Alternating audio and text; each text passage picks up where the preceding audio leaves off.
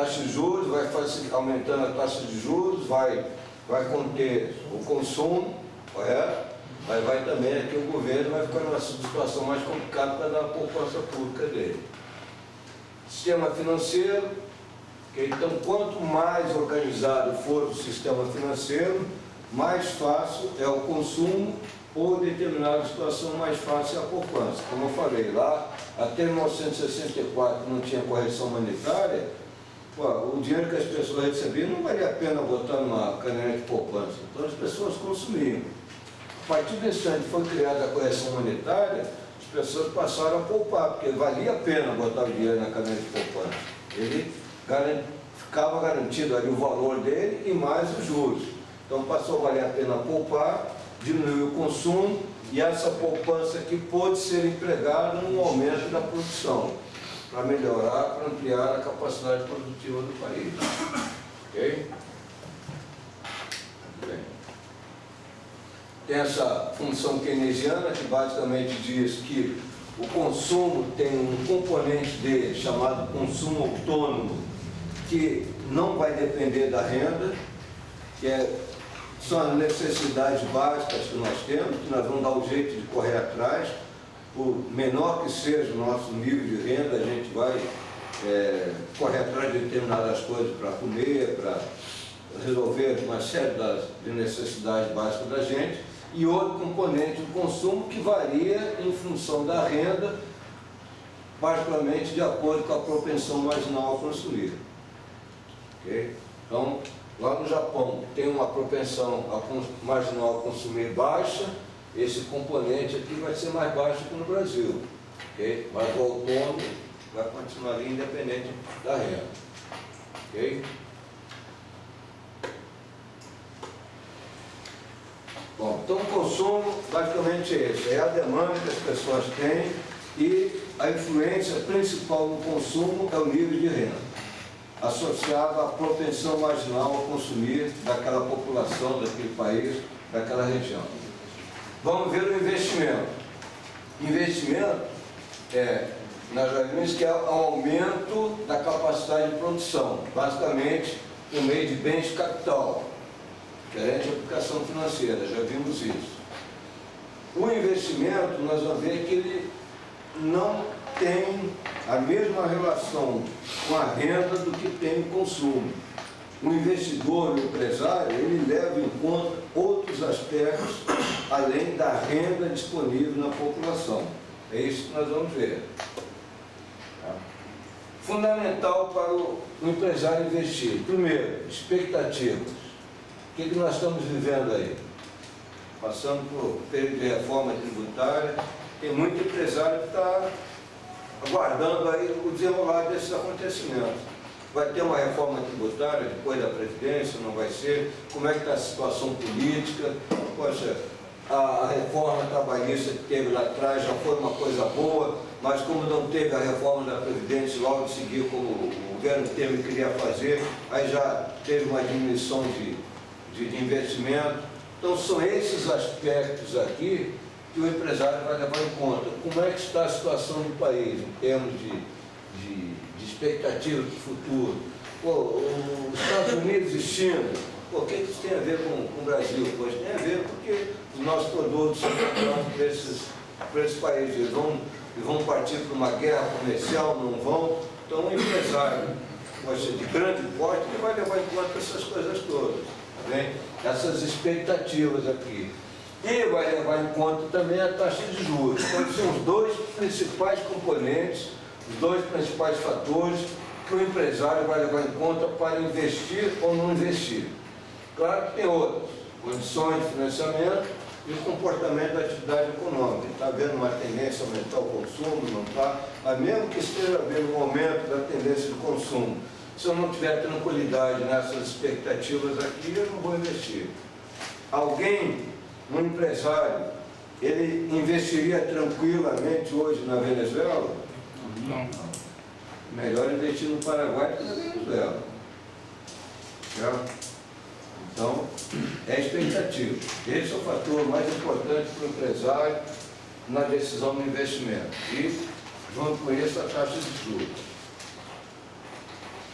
A taxa de juros vai permitir verificar a eficiência marginal do capital. O que vem a ser isso? O empresário vai fazer uma avaliação do seguinte: se eu fizer esse investimento, eu vou construir uma empresa, eu vou ter um custo, e em 10 anos eu vou ter um retorno, uma margem de lucro X. Se esse retorno em 10 anos, X, comparando com pegar esse dinheiro todo e colocar no mercado de capitais, de aplicações financeiras, se esse aqui for maior do que esse, eu vou investir. Essa comparação, esse cálculo é a eficiência marginal do capital. Tá certo? Então, eu vou ver qual vai ser o meu retorno nesse empreendimento, no tempo de maturação que ele vai ter, comparando com o mercado de capitais. Claro que não basta ser igual, vai ter que ser vantajoso, porque aqui tem risco, mas é menor. Dependendo de como eu aplicar no mercado de capitais, eu posso ter um risco muito pequeno e não vou ter trabalho nenhum, não vou ter preocupação com empregado, com colheita, com safra, com nada disso, é garantido lá. Então essa decisão do empresário, em função da eficiência marginal do capital, ele vai decidir: vou abrir um negócio ou vou para o mercado de capitais. Ok? Muito bem. Com relação às expectativas, aqui tem uma comparação que é feita dos anos 70 e dos anos 80. Tinha uma inflação elevada, mas uma inflação estável, ou seja, não estava ainda num período de aceleração inflacionária. Ok? E os juros eram previsíveis. Depois aqui a inflação acelerou, política cambial estável, taxa de juros estável, ou seja, tudo que o empresário não quer. Então deixou de fazer investimento. E normalmente isso vai ter um círculo, um efeito negativo que vai ampliando, não é isso? Outra coisa que o empresário é sensível também, regras do jogo. Outro mês a gente escuta esse comentário. Aconteceu no final do governo Dilma, no final não, a meio do governo Dilma, lá aquela questão que ela interferiu no sistema de energia, as empresas, para renovar o contrato de produção e fornecimento de energia, tiveram que antecipar, fez uma mudança ali, mudou a regra, as empresas tiveram prejuízo. O prejuízo estourou para quem? Para todos nós. Porque ficou acertado que o governo bancaria aquilo, o governo banca aquilo por meio de imposto. Então, regras do jogo, por que não está tendo investimento? As regras do jogo não estão claras ainda com a presidência. Vai aumentar o custo do empregado ou não vai aumentar? Então, as regras do jogo não estão bem claras, o pessoal não vai investir. Okay? Então, para um investidor, tem que ter um quadro de estabilidade bem definido. Com relação à poupança, nós já vimos que para investir tem que ter poupança. Se não tiver fato de ter poupança não quer dizer que vai haver investimento, mas não consigo fazer investimento se não tiver poupança. Então, investimento é sempre financiado e limitado pela capacidade de poupança do sistema econômico. Okay? Outro conceito importante saber aí, o multiplicador keynesiano. Esse multiplicador, esse conceito basicamente diz o seguinte: se eu coloco, por exemplo, numa cidade, eu vou investir naquela cidade 50 unidades monetárias, certo? Então eu fiz um investimento ali de 50 unidades monetárias, coloquei ali 50 unidades monetárias. Qual é o aumento que vai ter na renda daquela cidade ali? Eu tenho investido 50 unidades monetárias. Vai ser um aumento na renda maior do que essas 50 unidades monetárias. E vai ser tão maior em função da propensão marginal a consumir. Por quê? Com essas 50 unidades monetárias, digamos que eu abro ali um hotel, ok? Então, abri um hotel. Ora, com esse hotel, eu contratei uma pessoa para ficar na portaria, contratei uma pessoa para fazer limpeza do quarto, contratei um vigia para tomar conta ali do hotel durante a noite. Contratei uma cozinheira e um garçom lá para servir o café da manhã. Então, 4 pessoas, o básico ali que eu contratei. Okay? Essas 4 pessoas que estavam desempregadas passaram a ter um emprego. Então, essas 4 pessoas, para vir trabalhar, vão usar seu meio de transporte, eles vão comprar uma roupa melhor para vir trabalhar, porque não estavam comprando roupa, porque não tinham dinheiro. Então, com esse salário aqui, essas pessoas vão comprar outras coisas. Quem vendeu essas coisas para essas pessoas, roupa, chinelo, não sei mais do que, vai ter um aumento das vendas, vai precisar contratar mais pessoas.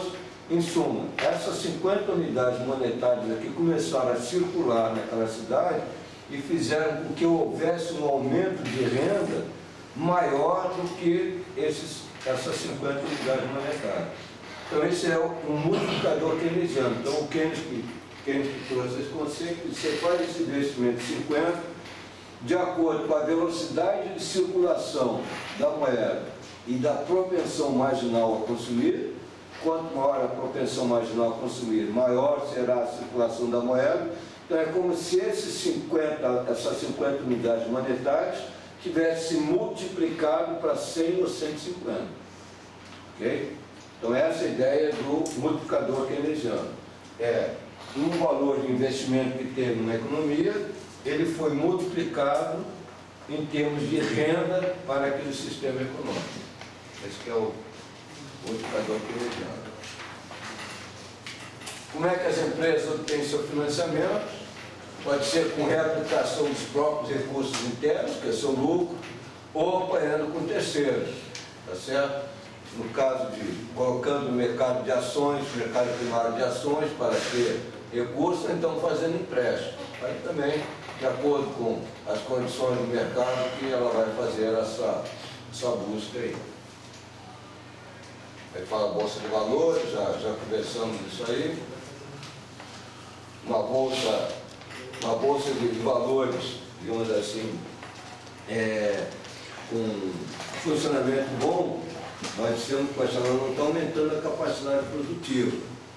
Mas uma empresa que esteja com as suas ações valorizadas na Bolsa de Valores, ela vai ter um respaldo melhor para obter um financiamento, uma taxa de juros menor. Certo? Então, vou procurar um banco lá para pegar um empréstimo. Como é que está a ação dessa empresa na Bolsa? Está lá em cima. Então, essa empresa está com credibilidade. Agora, se as ações estão caindo de valor, estou pedindo dinheiro emprestado no banco, poderia ser para resolver problema, não é para aumentar a capacidade de produção. Vou emprestar, mas vou cobrar um juro mais alto. Tá? Então, a empresa vai ter facilidade e dificuldade para conseguir empréstimos, em função de como estão as ações dela na Bolsa de Valores, mas não que o aumento vai trazer aqui uma maior capacidade de produção. Ok? Então, já falamos, poupança, investimento.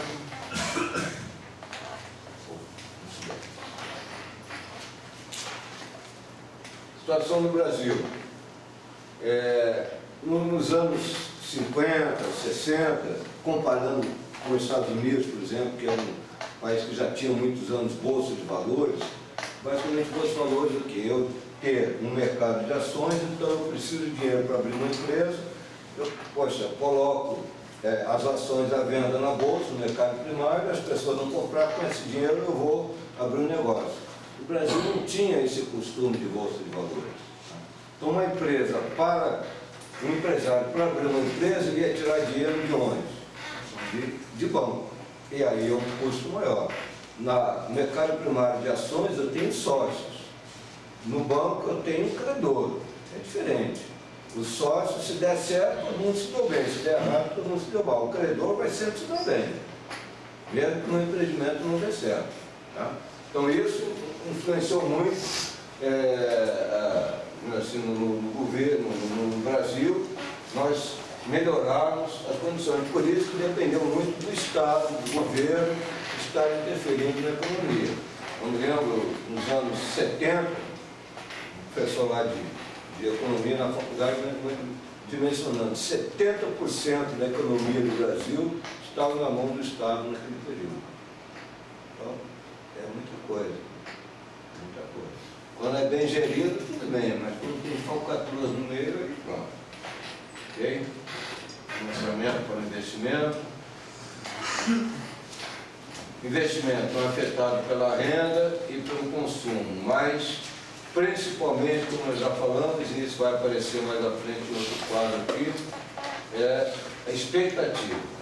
Expectativa e taxa de juros. Isso que vai interferir bem com peso numa direção do empreendimento. Quadro institucional e estrutural do país. Isso aqui, então, não estando bem, mas também não vai funcionar bem. Já comentamos aqui a diferença entre Venezuela e Paraguai. Ok? Aí começa a leitura. Investimento. Fruto do peso do governo na economia, particularmente no caso do Brasil, a atuação do governo, via política econômica, vai interferir muito no investimento. Em outros países, talvez o governo não tenha tanto peso assim nas decisões do investimento como tem aqui no Brasil. Certo? São os países mais envolvidos, mas mesmo assim, nesse outro país, você vê lá nos Estados Unidos, lá o Trump faz isso, faz aquilo, poxa, está interferindo lá na decisão de investimento dos empresários. Ok? E a atuação do governo é sempre via política econômica, que nós vamos ver mais à frente. E vamos começar a ver aqui a partir do capítulo 8. Justamente isso. Podemos deixar isso aí para amanhã? Tá bom?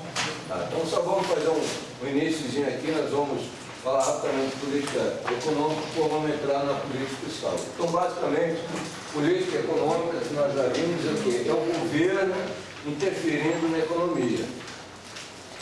Com que objetivos? Nível de emprego, crescimento econômico e estabilidade de preço. São os três parâmetros que o livro colocou como objetivos. Quais os instrumentos que o governo vai ter para alcançar esses objetivos? Dois instrumentos básicos, política fiscal e a política monetária. Política fiscal é o governo mexer com o seu orçamento, gastos e tributos. Okay? Política monetária é a quantidade de moeda circulando e a taxa de juros.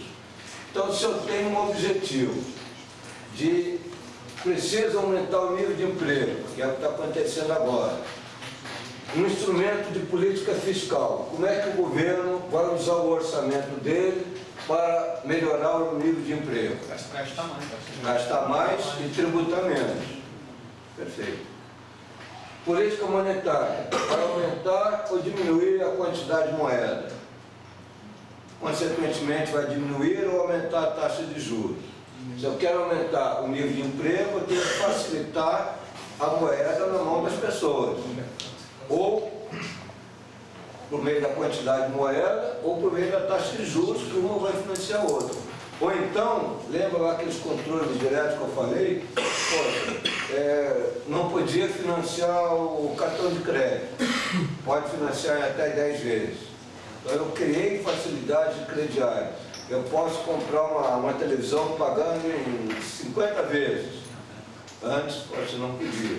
Então, criando facilidades para o consumo, eu estou aumentando o nível de emprego. Então, é o governo usando o orçamento e a taxa de juros, política de moeda, política monetária, o controle direto para melhorar o nível de emprego. Lá na década de 80, era o quê? Era inflação com a estabilidade de preço, lá inflação de 100% ao mês. Então, o que eu estou precisando fazer, eu, governo, em termos de orçamento fiscal, em termos de gasto e tributo? Diminuo os gastos e aumento o tributo, para diminuir, né, a demanda. Porque em termos de taxa de juros, aumentar a taxa de juros. Pronto, já estão sabendo. Não vou nem dar aula amanhã, certo? Basicamente é isso. Para esses objetivos aqui, como que o governo vai usar o seu orçamento e a sua política monetária. Isso é política econômica.